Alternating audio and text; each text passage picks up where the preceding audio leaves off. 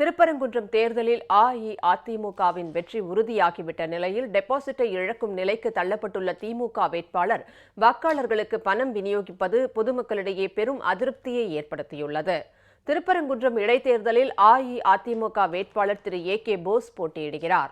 முதலமைச்சர் செல்வி ஜெயலலிதா தலைமையிலான கழக அரசின் சாதனைகளை எடுத்துக் கூறி கழக வேட்பாளரும் அஇஅதிமுக தேர்தல் பொறுப்பாளர்களும் நிர்வாகிகளும் தொண்டர்களும் தீவிர வாக்கு சேகரிப்பில் ஈடுபட்டு வருகின்றனர். முதலமைச்சரின் சாதனைகளுக்காக கழக வேட்பாளருக்கு பொதுமக்கள் அளித்து வரும் ஆதரவு நாளுக்கு நாள் அதிகரித்து வருகிறது. கழக வேட்பாளர் செல்லும் இடமெல்லாம் மக்கள் அஇஅதிமுகவிற்கு ஆதரவு தெரிவித்து வருகின்றனர். இதனால் அஇஅதிமுகவின் வெற்றி உறுதியாகிவிட்ட நிலையில் டெபாசிட்டை இழக்கும் நிலைக்கு தள்ளப்பட்டுள்ள திமுக வேட்பாளர் சரவணன் நிலையூர் பகுதியில் பிரச்சாரம் மேற்கொண்ட போது அந்த பகுதியில் பெண்களுக்கு திமுகவினர் பணம் விநியோகித்தது பொதுமக்களிடையே பெரும் அதிருப்தியை ஏற்படுத்தியுள்ளது. உயிர்காக்கும் இருதய அறுவை சிகிச்சைக்கு காலாவதியான உபகரணங்களை பயன்படுத்தியது தொடர்பாக திமுக வேட்பாளர் சரவணன் மீது தொடரப்பட்ட வழக்கு நிலுவையில் உள்ளது. இந்த வழக்கில் இவர் நீதிமன்ற கண்டனத்திற்கு ஆளானவர் என்பதும் குறிப்பிடத்தக்கது.